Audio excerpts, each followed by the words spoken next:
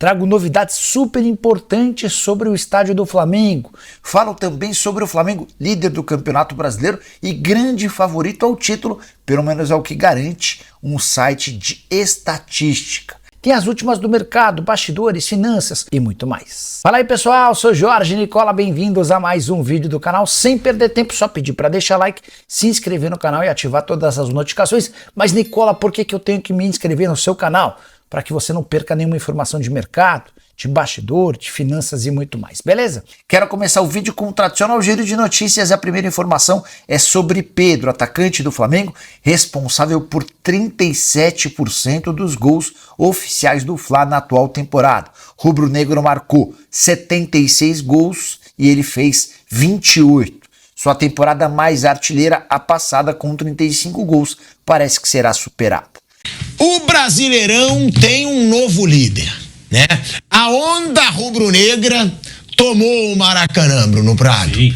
A onda rubro-negra, ela subiu, ela veio, sabe aquela série? Último colocado. Que foi? O cara do último colocado tem esse escândalo todo. Ué? E não foi que ganhou. Não é que foi nosso, então. Mas é o líder. É o líder do Campeonato Brasileiro. Com folga ainda, jogo a menos. Com folga. Olha o velho Vamp me dando argumentos. É o Flamengo. Isso tudo é verdade. É o Flamengo assumindo a liderança do Campeonato Brasileiro, com um jogo a menos, é bom deixar isso claro, mas que também tem um calendário pesadíssimo pelos próximos dias, que a gente vai citar aqui, assim como tem o Palmeiras, que é um dos que brigam ali pau a pau com o Flamengo por esse título brasileiro. O calendário do Botafogo é um pouco melhor.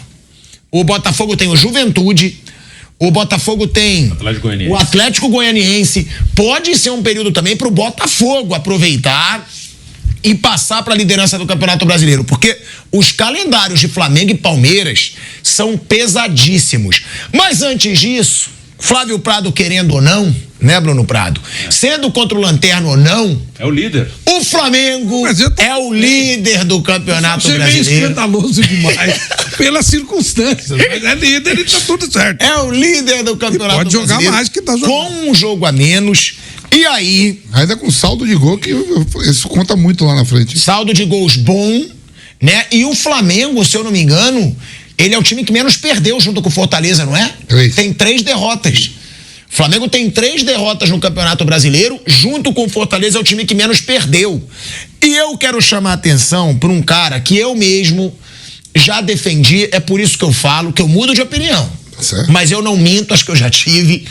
Eu mesmo dizia, pra mim, no começo do ano, quando nenhum dos dois estava numa fase muito boa, eu defendia o Gabigol como titular. Eu falava, cara, eu botaria o Gabigol é um cara que, se ele entrar em forma, se ele pegar ritmo e confiança, ele é o ídolo do Flamengo, ele decide. Mas o que o Pedro tá fazendo cala a boca de todo mundo, como eu, que defendia o Gabigol como titular no lugar do Pedro, lá na época do Campeonato Carioca, quando o Pedro ainda não tinha disputado. Mais do Gabigol, né? É o Gabigol que pisou na bola. Não, eu acho que a torcida... Pedro faz, mas... Gente, mas o torcedor é porque o Gabigol fez os gols de título de Libertadores, é muito marcante. Ele também foi campeão da Libertadores. Não, mas os gols de título que eu digo. Né, o Gabigol fez, mas o que o Pedro tá fazendo, Vamp, é impressionante. Eu quero ver, né, se eu acho aqui os números do Pedro. O Pedro, ele é o artilheiro do Brasileirão, tá?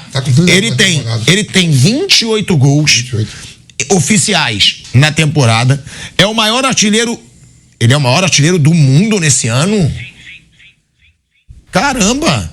É o maior artilheiro do mundo. Temporada. Nesse ano. É porque na Europa pega a temporada. Porque eu vi lá que na temporada ele era o 28º. Mas nesse ano, então é um número que mesmo assim é emblemático. Vale lembrar que a Europa tava em férias há pouquíssimo tempo. Mas tá bom. O Pedro é o maior artilheiro do mundo nesse ano, com 28 gols oficiais.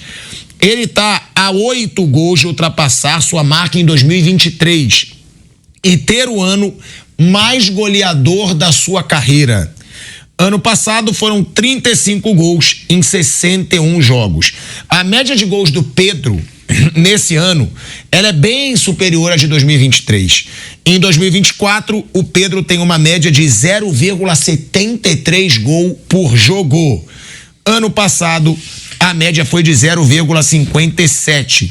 E aí é uma coisa que tem que chamar atenção pro Pedro, que como eu sempre falei que o Gabigol é decisivo, que eu sempre achei o Gabigol mais decisivo que o Pedro, outra coisa que eu tenho que calar minha boca aqui, que eu queimei a língua aqui. Porque todos os 10 gols do Pedro no Brasileirão, ele é o artilheiro do Brasileirão. E todos os 10 gols do Pedro nesse Brasileirão renderam pontos pro Flamengo. Foram ou quando o jogo estava empatado ou quando o Flamengo perdia por um gol. Então, é o Pedro sendo muito decisivo e a gente sempre fala, né, Vamp? Os jogadores desse Brasileirão, Estevão e Matheus Pereira, eu acho que o Pedro tem que entrar nessa também, né? O Pedro tá sendo muito decisivo nesse Flamengo. Tá, o Flamengo é líder com sobra, né? A rodada foi muito boa pro Flamengo. O Palmeiras joga no sábado com o time praticamente quase todo reserva contra o Vitória, né? Isso aí que eu não entendi, né? Não sei se os caras estavam muito desgastados, porque o Palmeiras joga no sábado, o Flamengo joga no domingo e o jogo é na quarta. No caso, o Palmeiras ganharia um dia de descanso. Eles não reclamam muito isso, pô. Quando vai pra... tivemos um dia menos de trabalho, um dia de descanso. Quer dizer, o Palmeiras poderia ter saído com a cavalaria toda. O Vitória que estava ali na zona de rebaixamento e voltou, né? Ganhando. Não pode perder nem com reserva, mas né? assim, sai logo, assim, sai, não é 5 substituição? Sai, fez o resultado, troca. O Flamengo não jogou ontem, jogou sem 6. Mas o nível é muito maior, né? Você viu, o Tite falou que vai manter o goleiro, viu? Que eu acho errado, tá? Pô, se tem um goleiro... Foi bem ontem. Tá, mas então o Matheus Cunha... Mas então o Matheus Cunha é o titular? Tempo na televisão e o segundo vindo lentamente pela Radial Leste aos estúdios da Jovem Pan, estava escutando o Flávio, o Nilson César, e o Atlético Goianiense apertou no começo do segundo tempo. Aí veio o segundo gol do Arrascaeta e matou o jogo. Tá bom, Ele foi bem, né? Mas aí o que eu te pergunto, mas o Matheus Cunha então é o titular? Porque, pô, eu não acho que o goleiro tem que ficar entrando em rodízio, cara. Ele é o goleiro da Copa do Brasil. E a gente falou que os dois estão no mesmo nível, tá aqui, né? Então por que ele agarrou no Campeonato Brasileiro? Será que é pra ganhar ritmo? Foi o que o Tite falou. Pra um jogo decisivo? Foi o que o Tite falou ontem na coletiva. Falou isso, que ele ia jogar um jogo no Brasileiro pra ganhar ritmo, que ele é o goleiro da Copa do Brasil. E que estão no mesmo nível, né? Ele falou também, né? Você, Sampaio, tá aqui, né, Sampaio e tal, pra aquela conversinha mole. Mas a verdade é o seguinte, o Flamengo... Pedro é o melhor 9 hoje do Brasil? Não hoje, já faz tempo. Depois que o Fred parou de jogar, o melhor 9 mesmo, não tem outro no país, é o Pedro. Fred que é diretor hoje do Fluminense. Teve o Yuri Alberto, que despontou no Internacional. Mas 9. O Yuri Alberto é 9, pô. Não é mais de 9 de cair pela beirada, tô falando 9 de área. Pedro é de área mesmo. Tanto que o Tite fala... Gabigol chegou a ser 9 ou nunca, na sua opinião? Gabigol, se for um 9, é um 9 que sai da área, movimento pela beirada do campo. 9 mesmo que nem Fred, Pedro, são 9 que ficam ali mesmo. Eu posso te desmoralizar que hoje você me botou pilhazinha e eu entrei. Sim. Você já cansou de falar que o Marcos Leonardo era o melhor 9. Era o cara. Agora você falou que o Pedro desde... O Marcos Leonardo tá desempregado, sabia? Tá bom, Marcos Leonardo. Era... Não, ele tá falando que o Marcos Leonardo é ruim. Tá... Não, eu tô falando que é ruim. Eu só tô falando que você sempre falou que ele era o melhor 9. Agora você falou que o Pedro é o melhor 9 há quanto tempo? Onde é que ele tá? Tá bom, então na época do Marcos Leonardo, o Pedro não era o melhor 9 do Brasil. Não. Então, viu como eu te... Viu como eu te questionei e te somei isso? Ele outro dia tocou o Marcos Leonardo com o Caio Jorge. Com o Caio Jorge. Foi. Ele vai, confusão. Então... Tá mal. Tá, mas você acha ele melhor que o Pedro? Acho. Viu como eu te lembrei? Você falou que o Pedro era o melhor 9 desde... Fred, 9 mesmo. Desde o Fred. O Marcos Leonardo você achava melhor. Porque quando o cara vai embora, a gente esquece o craque que foi embora. Então vamos falar da praia que tá aqui, é o Pedro. E o Pedro, hein? Flávio Prado, Bruno Prado. Cara, realmente, eu sou um que eu defendi o Gabigol e assumo aqui, calei minha boca. Porque a fase do Pedro é impressionante. Ele tá muito bem e normalmente o Pedro é muito regular, mas ontem a gente falava, Pilhado, você lembra? Que o Gabigol ele tem entrado mais pelo lado do campo, ele tá entrando no lugar de um dos pontas. Ontem ele entrou no lugar do Luiz Araújo, dá pra jogar. Gabigol, Flávio, não tá mais assim pra... Hendrick e Gabigol é mesmo... No meio do modo de estilo, assim, de jogar. Posicionamento, né?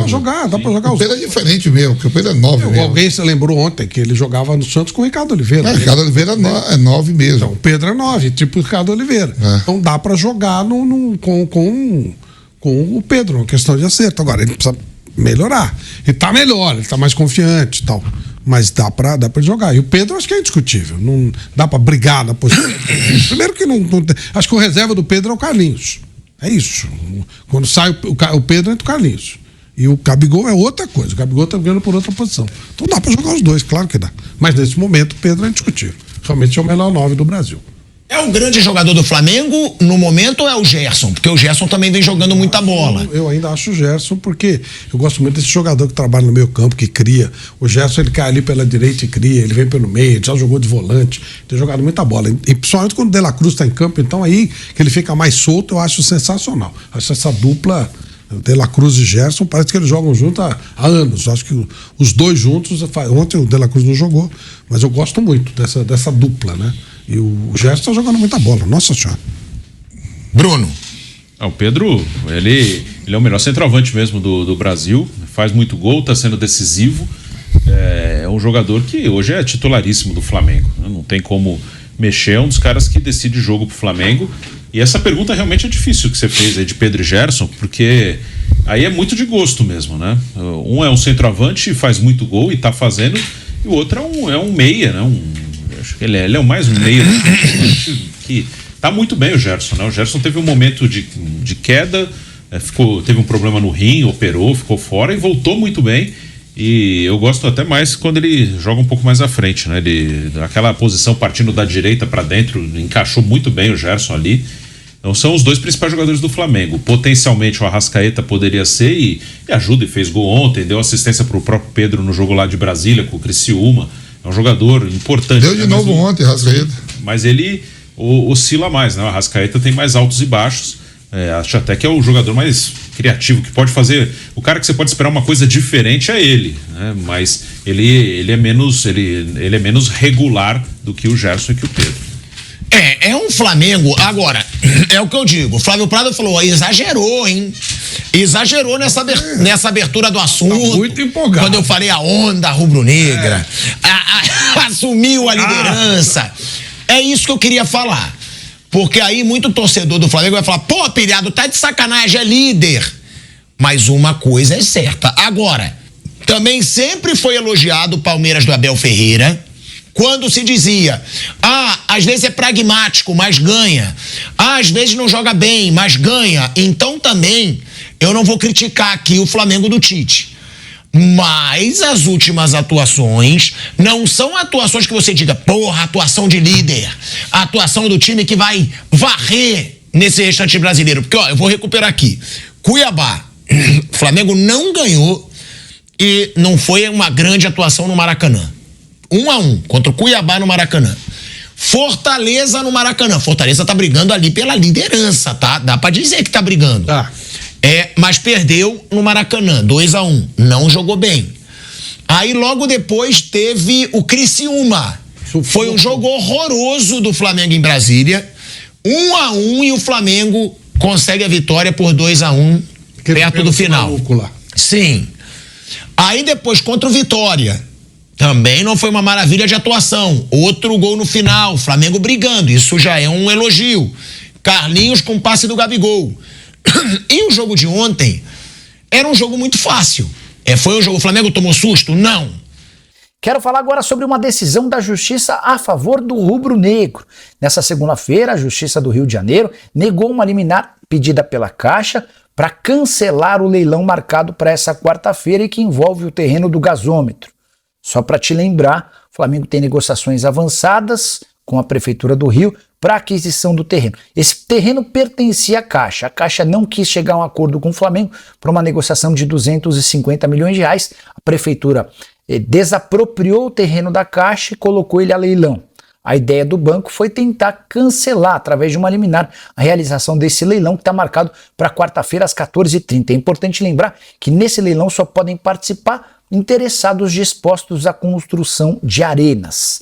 Lance mínimo de 138 milhões de reais. A tendência é que a Caixa tenha um enorme prejuízo com essa história. Tivesse aceitado os 250 milhões de reais do Flamengo e teria feito o melhor negócio.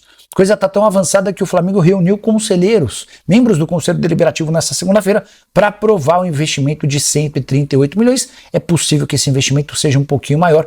Primeiro passo para a construção de um estádio que deve fazer do Fla dono de uma receita ainda maior ao longo do ano. Só para arrematar em relação ao Flamengo, 48 mil ingressos vendidos para o confronto contra o Palmeiras na quarta-feira pela Copa do Brasil. Só restam entradas para o Maracanã mais Oeste e Sul, os setores mais caros do estádio, a tendência de Maracanã absolutamente lotado. Hora de falar sobre o Flamengo, favorito ao título do Campeonato Brasileiro. Pelo menos é o que garante o espião estatístico, um núcleo dentro do GE que trabalha com números. A avaliação se dá depois da vitória do Flamengo na rodada contra o Atlético Goianiense e da derrota dos seus principais concorrentes Palmeiras e Botafogo. A nova classificação no Campeonato Brasileiro tem Flamengo e Botafogo dividindo a liderança, só que o Flamengo tem um jogo a menos do que o rival. E é também por conta disso que o Fla aparece com 54,5% de chances de título contra o Botafogo com só 17,7%, o Palmeiras com 10,5%. Olha a diferença, 54% para o Flamengo, 17% para o Botafogo, 10% para o Palmeiras. Cruzeiro aparece com 8%, São Paulo com 2,8%, o Fortaleza com 2,7%, Atlético Paranaense com 1,3% e o Bahia com 1%. São os outros candidatos ao título. O que você pensa sobre esses números? Você concorda? Só para completar, vale a lembrança de que o Flamengo pega o Palmeiras em 2 rodadas dentro de casa e no dia 18 de agosto joga contra o Botafogo no Newton Santos. Em relação à parte de baixo da tabela, o Corinthians está entre os 4 clubes com mais chance de ser rebaixado. O pessoal do GE trabalha com o seguinte dado, sobre as chances de permanência, tá? O Atlético Goianiense tem só 14% de chances de permanência. Fluminense 35% de chances. O Vitória 45% e o Corinthians 59%. Esses são os times hoje com menor chance de permanência. Depois aparecem Cuiabá e Grêmio com 62% cada. O Juventude com 72% de chances. O Criciúma com 74% e o Vasco com 88%. Só para lembrar, a gente ainda tem praticamente todo o segundo turno e esses números vão mudando, mas eu fiz questão de dividi-los com vocês. Gabigol e Roberto Firmino foram sondados. O Corinthians já percebeu que não conseguirá contratar nenhum deles. Sobrou o Michael, que é uma ótima alternativa, não dá para dizer que é uma alternativa ruim, mas parece mais simples do que todos os outros. Mais simples porque o contrato dele, que se encerra em janeiro, vai ser rescindido na metade do mês de agosto. Disputa a final da Supercopa da Arábia Saudita no dia 13 de agosto e no dia seguinte seu vínculo será rescindido para que o Al Hilal possa usar o espaço dele para outro estrangeiro. O Neymar é uma possibilidade, está voltando de contusão. O Al Hilal também busca outros jogadores de renome mundial. Por conta disso, Michael pode voltar ao Brasil, vai depender do atacante. O Flamengo é uma alternativa, o São Paulo em algum momento falou sobre o Michael e o Corinthians namora essa possibilidade há pelo menos 4 janelas. No início desse ano, Rubão, enquanto diretor de futebol do Corinthians, chegou a abrir tratativas com a intenção de fechar com o Michael. Existia a expectativa de um acordo. O Jorge Jesus foi quem brecou essa possibilidade, afirmando que ele ficaria. JJ tentou a manutenção do Michael para essa janela até dezembro. Foi o pessoal da diretoria do Al Hilal que optou pela liberação do jogador de só 28 anos de idade, que vai precisar reduzir seus vencimentos, mas certamente será muito bem pago onde ele escolher. Fala, nação rubro-negra. Vocês não vão acreditar nas notícias incríveis que temos hoje. Na última segunda-feira, nosso querido Conselho Deliberativo do Flamengo deu um passo gigantesco rumo a um futuro ainda mais glorioso. Com uma votação esmagadora de 602 votos a favor e apenas 33 contra, foi autorizado que o Mengão participe do leilão para a compra do terreno do gasômetro. Estamos falando do local onde poderemos erguer o nosso tão sonhado estádio, com capacidade para pelo menos 70 mil apaixonados flamenguistas. A área é enorme, são 86.592,30 metros quadrados de puro potencial para criarmos uma nova casa, só nossa. E a comemoração não podia ser diferente. Nosso presidente Rodolfo Landim, junto com seus apoiadores, pulou e cantou o hino do Flamengo, transbordando felicidade e esperança. O leilão vai rolar na próxima quarta-feira, às 14h30, no auditório do Centro Administrativo São Sebastião, lá na sede da Prefeitura do Rio. O lance mínimo é de R$ 138.195.000 e tem que ser à vista. É um desafio grande, mas a gente sabe que o Flamengo é gigante e está preparado para isso. E como se não bastasse a emoção da compra do terreno, a atmosfera no clube está eletrizante, afinal, estamos a 4 meses da eleição na Gávea.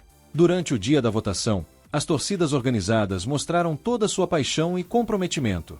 Elas se reuniram na entrada do clube e gritaram: "O estádio é nosso", deixando claro que estamos todos unidos nesse sonho. Um detalhe curioso dessa reunião foi o bloqueio de celulares. Os conselheiros precisaram deixar seus aparelhos na entrada e receberam uma espécie de calculadora para votar. Imagina só, o clima estava tão intenso que cada voto era computado com muita atenção. Durante a reunião, Marcos Bodan, nosso novo vice de patrimônio, anunciou que a previsão é inaugurar o estádio em 15 de novembro de 2029, quando o Flamengo completará 134 anos. É uma data simbólica e que com certeza marcará nossa história para sempre. E como sempre, nosso presidente Rodolfo Landim não deixou a desejar no discurso. Em 15 minutos de pura emoção, ele defendeu a aprovação da compra do terreno, destacando todos os benefícios que um estádio próprio traria para o Flamengo. Ele lembrou do esforço que foi para conseguir a concessão provisória do Maracanã e das limitações que o estádio atual ainda impõe. E tem mais, galera. Landim falou sobre a possibilidade de gerar receitas ainda maiores com a venda dos naming rights do novo estádio. Ele destacou que o terreno do gasômetro é uma oportunidade única, que reviraram a cidade inteira para encontrar o local perfeito e que aquele é o lugar ideal para o nosso Mengão. Foi um apelo aos grupos políticos também, para deixarem de lado as questões pessoais e se unirem pelo bem do Flamengo. Ele ressaltou que essa decisão é um marco histórico e que todos nós teremos orgulho de contar para filhos, netos e bisnetos sobre esse dia tão especial. No fim das contas, mesmo com alguns riscos jurídicos apontados pela comissão jurídica, a maioria das comissões viu mais vantagens do que desvantagens nessa compra. A comissão de marketing, por exemplo, apresentou o parecer sem ressalvas, destacando as inúmeras possibilidades que o novo estádio traria. Então, nação rubro-negra, o que fica de tudo isso é uma esperança enorme e a certeza de que estamos caminhando para um futuro brilhante. Vamos juntos, mais uma vez, mostrar que somos uma nação apaixonada e comprometida com o nosso Flamengo. Este é apenas o começo de uma nova era. Vamos com tudo, Mengão!